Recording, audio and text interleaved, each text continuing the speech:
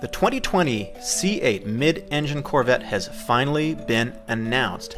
It's official from General Motors after years of spy photos and teasers and whatnot, and the debut is going to be July 18th. That's a mid-week event.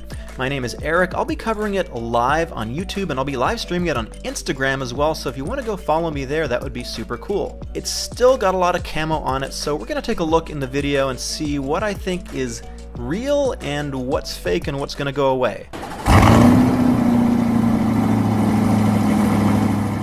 Now, the 2020 Toyota Supra was also just revealed back in January. You can't buy it yet, but it's almost in the same price class.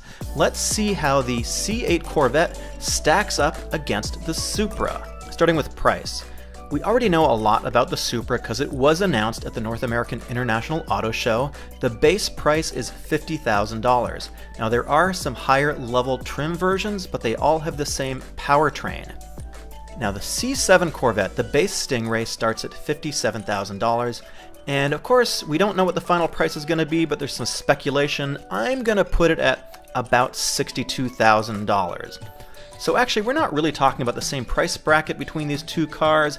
It's a bit of an unfair comparison. The Corvette is going to be about 24% more, something like that. So right off the bat, not exactly a perfect comparison, but hey, this is fun.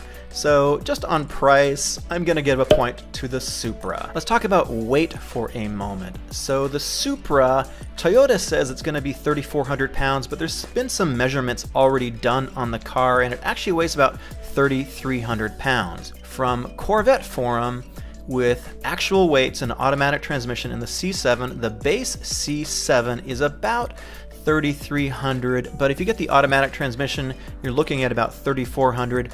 Is the C8 going to be heavier than the C7? My guess is yes, so I'm going to peg it at about 3,400 to 3,500 pounds. So 1 point for the Supra. The engine. The Supra has a front engine rear drive configuration. It's a classic configuration. It's a 3-liter inline 6. It's a turbo. It's called the B58. It was introduced in 2015 and it was actually co-developed with BMW and Toyota. It makes 335 horsepower, 369 pounds-feet of torque. It's got an air-to-water intercooler in the top. And so far, the aftermarket, there's somebody in Europe that has gotten this up to 700 wheel horsepower with a bigger turbo. The C8 Corvette. Now, we don't have any confirmation on the engine yet, but there's pretty good hypothesis that it's going to be called the LT2, which is going to be based on the current LT1 design with a single camshaft in the V overhead valve design. Currently, it makes 460 horsepower, 465 pounds-feet of torque. I'm going to guess that the LT2, if that's what it's called, is going to come in at about 500 horsepower, 500 pounds-feet of torque, maybe a little bit higher. The Supra does 0 to 60 in 4.1 seconds. I would expect that the Corvette is going to be a little bit faster than that. Now, we know that there's going to be future models, more high-performance models of the Corvette, like the Z06. Usually that's going to be a year out, the ZR1 perhaps. Those are going to be a higher price. But on the engine, I think this is an easy point for the Corvette. Obviously different configuration, we've got a mid-engine design for the very first time. The interior.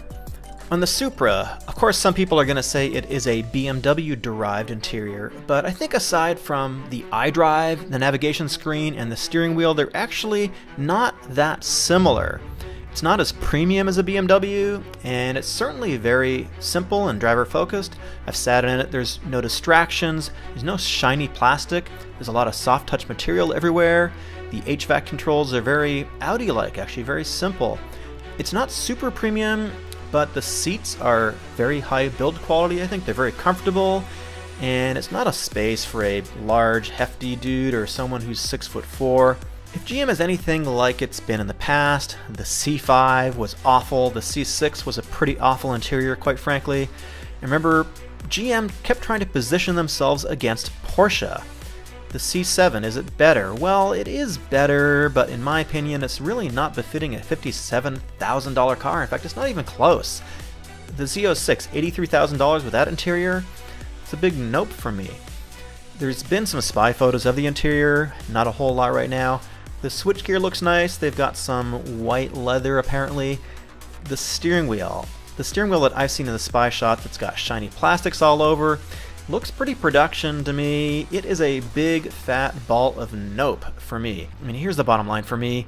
General Motors is known to cut corners. They seem to think that people won't mind or won't notice when they cut a few corners, but they're trying to compete with the big leagues at half the price. And so, you know, maybe no one's really cross-shopping a Porsche and a Corvette, but the interior has never been there for me. And you know what? Maybe people would cross-shop a German car with a Corvette if the interior quality was higher. So it's obviously too early to see what General Motors has done, but based upon past experience, I give this an easy point to the Supra. If you're enjoying this video, please go ahead and subscribe. That would be awesome. And before we jump ahead, we're going to look at this camo on the side of the car. Now this piece of camouflage on the door here, this is clearly not going to make it into the final production car. Look at this little bit over here and you can see that it is basically styrofoam. Let's take another view of it here. So zooming right in, this kind of little bat wing situation that we have here. Clearly this is made out of styrofoam. You can see there's a top piece and a bottom piece to it, and there looks like there is maybe a door lock underneath. So that obviously extends onto the rear portion of the car as well, and so it goes over the fenders. This whole piece sort of extends over the fenders, so this whole intake on the side and the rear fenders, that is completely covered up. It's completely camo. Clearly that is not going to make it into the production version, so we're not going to have this crazy wide, super aggressive scoop on the side for air. It's not going to be as big and as crazy in the production model. I'm not exactly sure what it's going to look like, and I think the tops of the fenders are probably false too, to give us just kind of a more boxy look right now. So there's actually still quite a bit of camo on this car, so GM hasn't really given us or shown all their cards yet. Looking at this photo, something really odd jumps out at me, and that is where I thought the rear air intake was. In this picture, it's completely blocked off with black plastic. I don't know if there really is not going to be an air intake on the side and this whole thing is kind of for show, or it's just blocked off for this particular press event. Let me know down below what you think this is. The gearbox. So the biggest difference is that the Supra comes with a manual. What's that? There's no manual, Eric. Oh yeah, no manual. Bummer. Well, it does come with a ZF 8HP, which is an 8-speed automatic transmission. It is incredibly fast. It has 200 millisecond shift times. It's actually faster than most DCTs. It's used in the Hellcat. And I think in the Supra it's going to be the 8HP70 possibly, which is a 500 pound-foot torque specification. There is no manual at launch, unfortunately. It's theoretically possible for the future. The Corvette, people have always loved manuals in the Corvette, just like they have in the past Supras. The Corvette allegedly is going to come with a Tremec 7-speed DCT, probably the TR9070. However, Botsi Tatarovich in Road and Track talked about the leaked order guide, which had an 8-speed dual-clutch transmission on it. Now this could be the 8-speed ZF DCT, the ZF8DT found in the Porsche Panamera. There's not a lot of 8-speed DCTs that actually work with the mid-engine. So the 7-speed 7DT was in the previous generation 911. There's probably going to be no manual at launch for the Corvette. Not sure what's down the road. I think the DCT is just a more fun transmission to drive, so I'm going to give this point to the Corvette. Let's talk about handling and suspension. The Supra has in the rear a multi-link geometry. It's a 5-arm design. Up front it's got aluminum control arms. It does have adaptive suspension standard, and it's got a electronically controlled full two-way diff, full two-way locking, 100% either side, and it's essentially the active differential from the BMW M3. Now it's got a short wheelbase, 97.2 inches. That's actually shorter than a Toyota 8.6, and it's got a pretty low center of gravity, apparently lower than the 8.6 as well. Toyota's done extensive track testing with this car. They're really positioning it as a track-capable car, and the early reports are from the test drives that it handles rough surfaces very well and can put the power down very nicely on corner exit. Corvette. Now we obviously don't know too much yet. There hasn't been a lot of leaks regarding handling, but we know it's had a lot of track testing, obviously. Now back in September of 2018, testing at the Nürburgring, there's this photo here where the rear has got a lot of negative camber, And you know, the C6 and the C7 actually have a reputation for being pretty twitchy at the limit when you're on a racetrack. Randy Popst found that the ZR1 was actually very difficult to put power down in the ZR1, and I mean that's a limitation to some degree of front engine and rear-wheel drive. However, the C8, it's going to be a whole new ball game. It's going to be mid-engine, and if it's anything close to the Cayman S, even the older generation, it should be fantastic. For this one, I'm going to give it a draw because we really don't know much about the Corvette yet, and not too many people have driven the Supra. Brakes. The base brakes and the only brakes available on the Supra are 13.7-inch rotors, 4-piston Brembos. On the base C7, they're 12.6-inch Brembos. The C8, I'm going to guess they're going to move up to 13.7 as well. They might even be the same brakes. I'm not really sure. I'm going to give this one a draw. Corvette's always had great stopping power, and the Supra is going to have pretty good stopping power too, I think. Cargo room. The Supra has a pretty small interior. As I mentioned before, if you're a big guy or you're a really tall guy, probably not going to be the best fit for you. I've sat in it. It's very cozy. It's got a few cubby holes in the interior for storing things. The hatch is not that big, but apparently it is big enough to fit in a set of golf clubs sideways. And Toyota says it's going to be good for weekends with 2 people.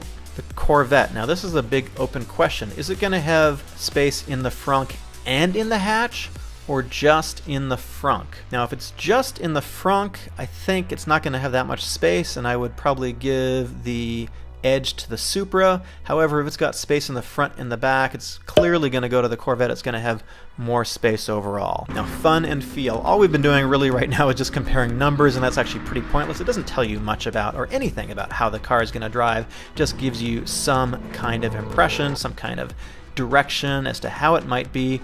So this whole comparison has been a little bit meaningless, because what really matters is how fun the car is to drive. How much feedback does it give you? How forgiving is the car to drive for less capable drivers? The Supra has some pretty early press reviews. I've spoken with Frederick Osba, who is a factory driver. He's a drift driver, and of course he's going to be telling me the factory line, but he said it's very, very good. There's other people that I know that have driven it. They say it's pretty well tuned, it's pretty track focused. The Corvette, I'm sure it's going to be a ton of fun. I mean, you've got this massive V8 that's always been at the heart of a Corvette. They've always been a lot of fun to drive. I've had a lot of fun in Corvettes too, so in terms of just overall fun and feel, I'm going to give this a tie. So let's tally up the final score. The Supra gets 6 points, and the Corvette gets 6 points. So this one is a draw in my opinion. Not a very scientific comparison, but I thought it would be kind of fun. I'm going to be at the launch event for the C8 Corvette. If you want to help support independent journalism and get me to more events like this, consider joining my Patreon. It's a great way to support this channel monthly. Ad revenue from YouTube is not reliable. My name is Eric. I'll see you in the next video.